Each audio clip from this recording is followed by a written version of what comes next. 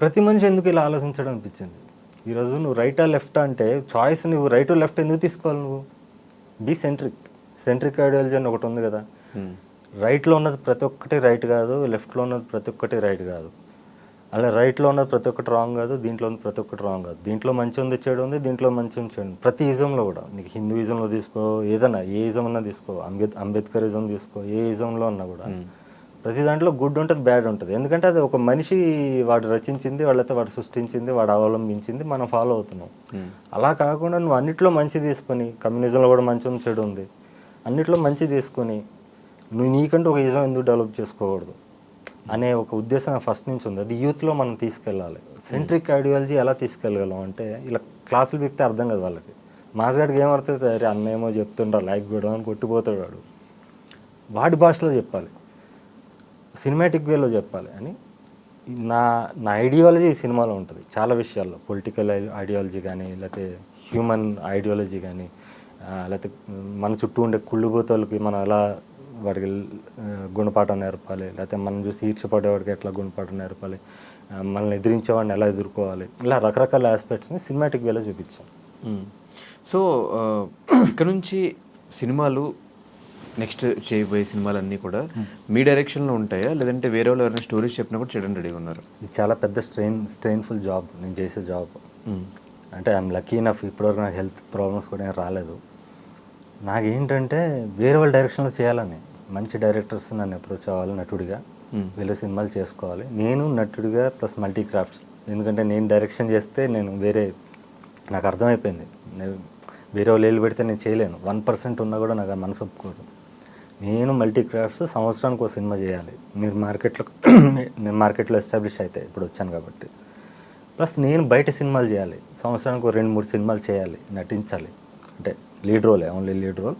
Plus mass film చేయాలి, రకరకాల genre films చేయాలి, యాక్ట్ చేయాలి. ప్లస్ ఫైనల్లీ మాస్ ఫిల్మ్స్ ఉండాలి, జనాలకి ఉర్రూతలు ఊహించే ఫిల్మ్స్ ఉంటాయి కదా, ఎక్సైట్ చేసే ఫిల్మ్స్, అలాంటి ఫిల్మ్స్ ఉండాలి, అలాంటి జానర్స్ చేయాలని ఉంది.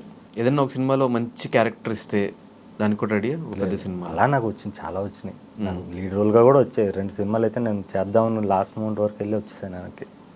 ఇప్పుడు ఏంటంటే నేను నటుడిగా ఎస్టాబ్లిష్ అయితే నాకు చాయిస్ ఎక్కువ ఉంటుంది. నాకు మార్కెట్ ఉంటే కొంచెం reasonably already prove and directors కానీ, లేకపోతే కొంచెం మంచి ప్రొడక్షన్ హౌసెస్ కానీ, మంచి ఫిల్మ్ మేకర్స్ కానీ వస్తారు. సో మీ దృష్టిలో సినిమా అంటే ఓన్లీ థియేటర్లో చూసేదా, అది ఓటీటీ అయినా డిజిటల్ అయినా సినిమానేనా? దేంట్లో చూసినా సినిమానే. కానీ థియేటర్లో రిలీజ్ అయితే డబ్బు వస్తుంది, నువ్వు ఇంకా ఎక్కువ సినిమాలు తీయచ్చు. అంతే తప్ప నాకు యూట్యూబ్లో ఉన్న క్రేజ్ ఇప్పుడు థియేటర్లో రిలీజ్ చేసిన అదే క్రేజ్ ఉంటుంది, రేపు ఇన్స్టాగ్రామ్లో చూసిన అదే క్రేజ్ ఉంటుంది. ఇన్ ఫ్యూచర్లో థియేటర్స్ లేకపోవచ్చు ఒక 10 years 20 years తర్వాత. సో థియేటర్ అనేది ఒక యూట్యూబ్ అనేది ఒక ప్లాట్ఫామ్. థియేటర్లో వచ్చిన ప్రతి ఒక్కటి చిరంజీవి కాదు, యూట్యూబ్లో వచ్చిన ప్రతి ఒక్కడు కూడా ఏదో టిక్టాక్ స్టార్ కాదు. అదే ప్లాట్ఫామ్. ఆ ప్లాట్ఫామ్లో సైన్స్ ఉంటుంది, ఎంటర్టైన్మెంట్ ఉంటుంది, నీకు ఫిల్మ్ మేకింగ్ ఉంటుంది, రకరకాల ఆస్పెక్ట్స్ ఉంటాయి.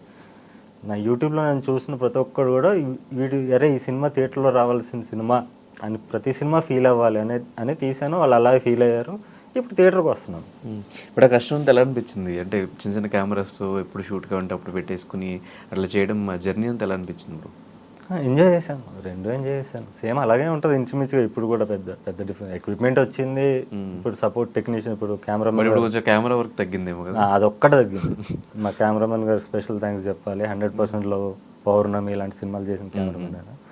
అసలు ఆయన ఫ్యామిలీ అని చెప్పాలి నాకు. ఎందుకంటే ఈ సినిమాతో 14 years బ్యాక్ అనుకున్నాం చేయాలని కలిసి. నేను మొదటి సినిమా చేసినప్పుడు ఆయన ఇండస్ట్రీ నుంచి నాకు ఫోన్ చేసి, ఓ టెక్నీషియన్ మనం చేయాలి సరోజ్ గారు అన్నారు ఆయన. అప్పటికే ఆయన 100% లవ్ చేస్తున్నారు, పెద్ద సినిమా చేస్తున్నా కూడా ఆయన. అంటే క్రియేటర్గా ఈజ్ అ డిఫరెంట్ పర్సన్. అప్పుడే అనుకున్నాను నాకు బడ్జెట్ ఉండి నేను మళ్ళీ డిఓపి, అప్పుడే డిఓపి లేదు, నేను డిఓపిని పెట్టుకుని చేస్తే ఈయనతో చేయాలనుకున్నాను. ఆయన ఈ సినిమాకి వచ్చి ఆయన రెమ్యునరేషన్ కూడా తీసుకోకుండా, మీరు రావాలండి మెయిన్ స్ట్రీమ్కి, మీకు నేను ఎప్పుడు సపోర్ట్గా ఉంటాను, మీరు మీలాంటి క్రియేటర్ టాలెంట్ వేస్ట్ అవ్వకూడదని వెనక నిలబడి ఆయన ముందుకు తీసుకెళ్ళాడు. ఆయన ఎక్స్పీరియన్స్ కూడా చాలా యూజ్ అయింది నాకు ఈ సినిమాకి. సో ఈ మధ్యన ఈ పాన్ ఇండియా సినిమాలు ఎక్కువైపోతుంది, పాన్ ఇండియా కూడా మల్టీ లాంగ్వేజ్లో కాంటెంట్ ఇంకొంచెం ఎక్కువ మందికి చెప్పాలి అని చెప్పేసి. సో మంచి కంటెంట్ మీరు తీసుకున్నప్పుడు ఈ సబ్జెక్ట్తో ఏమన్నా అలాంటి ప్లాన్స్ ఏమైనా చేయాలనుకున్నారా స్టార్టింగ్? నేను అదే తమిళ్ తెలుగు అనుకున్నాను. ఇది అంటే తమిళ్లో నాకు ఆల్రెడీ మాంగళ్యం కూడా రీచ్ అయింది. సో ఒక సెక్షన్ ఆఫ్ ఆడియన్స్ ఉన్నారు. బట్ అదే ఇది ఫస్ట్ ఇప్పుడు తెలుగు చేద్దాం, ఇంట గెలిచి రచ్చ గెలుద్దాము, కంగారు వద్దు. దీని తర్వాత ఇమీడియట్గా తమిళ్ చేద్దాం అనుకుంటున్నా థియేటర్కల్. వితిన్ 2-3 వీక్స్లో 1 వీక్ చాలు తమిళ్ డబ్బింగ్. 2-3 వీక్స్లో ప్లాన్ చేసి చేద్దాము అని ఒక ప్లాన్ ఉంది ఇక్కడ సక్సెస్ బట్టి. ప్లస్ ఓటీటీలో అలాగ మల్టీ లింగ్వెల్ కదా ఫ్యూచర్లో మనం ఓటీటీకి ఇచ్చాం. సో ఆ నిర్బంధం అవంతా ఎందుకు ట్రై చేయలేదు బ్రో? మల్టీ లాంగ్వేజ్లో అంటే హిందీ కానీ కన్నడ కానీ ఆ లాంగ్వేజ్లో మంచి సబ్జెక్ట్ అది, ఎక్కడ రిలీజ్ చేసినా మంచి రీచ్ ఉండే టాపిక్స్ అదే అప్పుడు కుదరలేదు. ఫ్యూచర్లో చేయాలి ఇంకా ఫ్యూచర్లో చూద్దాం. ఇంకా వాటిని అదే నేను అవి ఏంటంటే ఇవన్నీ నిర్బంధం ఇవన్నీ కూడా అప్పుడు నాకు అప్పటికప్పుడు అనిపించింది నేను తీసాను. అంటే ఒక సామాన్యుడికి అనిపించినవన్నీ నేను సినిమాగా తీసాను అప్పుడు. అంటే ఒక కామన్ మ్యాన్ అదే చెప్పాను కదా సెంట్రిక్ ఐడియాలజీ, న్యూట్రల్ పర్సన్ ఎలా రియాక్ట్ అవుతాడో అదంతా నేను సినిమాగా చూపించేసాను. 3 సినిమాల్లో చూపించాను.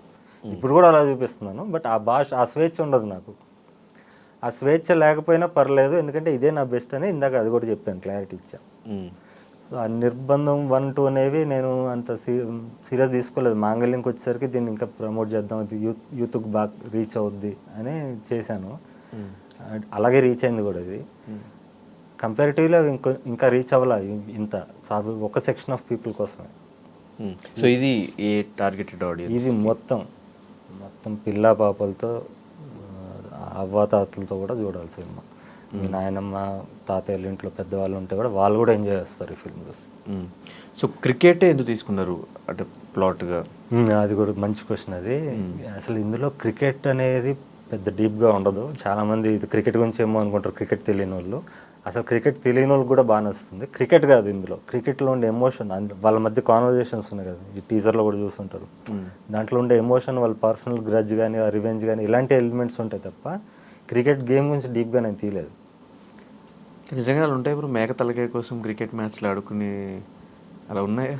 అదే ఊహ, చందమామ కథ రియలిస్టిక్గా మన ఇంటి చుట్టుపక్కల. అదే నీకు ఆ డౌట్ వచ్చింది కదా, ఆ డౌట్ వచ్చిందంటేనే బెట్టింగ్స్ ఓకే, బాల్ నువ్వు కొను, బ్యాట్ నేను తీసుకోవచ్చు, ఇదంతా ఓకే, కానీ మేక తలకాయ కోసం అదే దానికి ఒక రీజన్ ఉంటుంది. సినిమా చూస్తే అర్థం అవుతుంది, దానికి ఒక రీజన్ ఉంటుంది, అది ఎందుకు అనేది అర్థం. సో ఈ నెపోటిజం నమ్ముతావు బ్రో? దాని మీద ఒపీనియన్ ఏంటి? అది చెప్పాను, nepotism is there, it will be there. అది ఎప్పటికీ మనం దాన్ని ఆపలేము. నేను నెపోటిజం ఉండడం అనేది తప్పని నేను ఎప్పుడు అన్నాను. బట్ హెల్తీగా ఉండాలి, అవతల రూమ్ ఇవ్వాలి, నువ్వు స్పేస్ ఇవ్వాలి. స్పేస్ ఇవ్వకపోయినా పర్లేదు, గుర్తించాలి.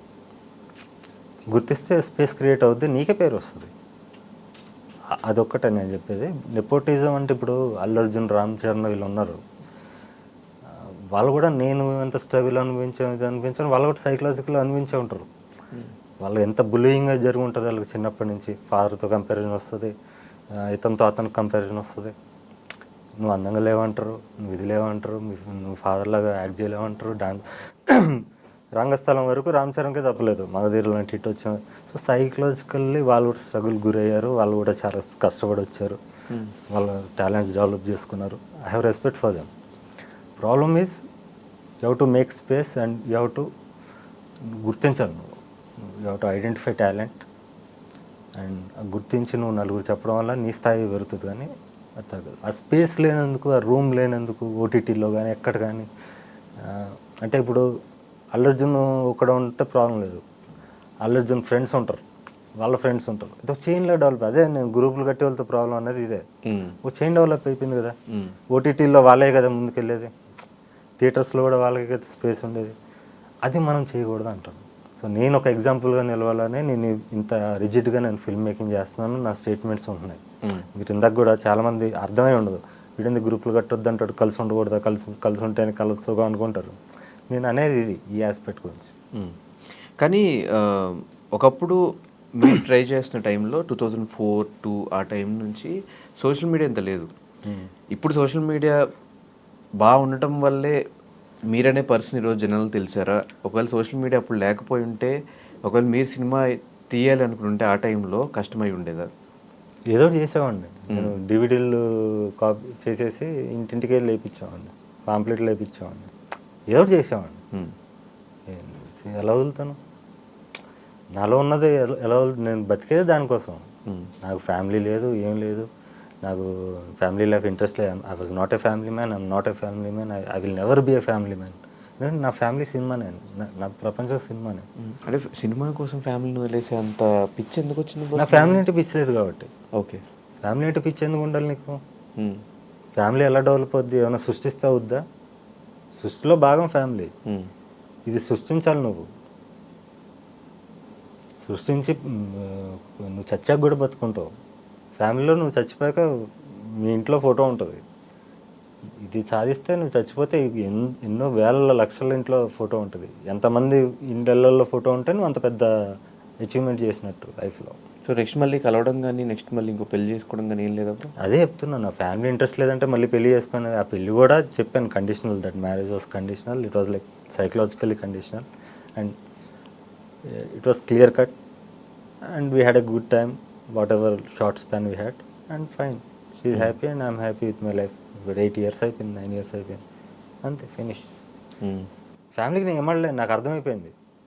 సో అది కూడా ప్రయోగంలో చేయలేదు. ఆమె సిచ్యువేషన్లో ఉంది, ఆమె కావాలనుకుంటుంది, మనకు కూడా నచ్చింది, సింక్ అవుద్ది అనుకున్నాం, వర్కౌట్ అవ్వలేదు, బయటకు వచ్చేసాం, అయిపోయింది మెచ్యూర్గా.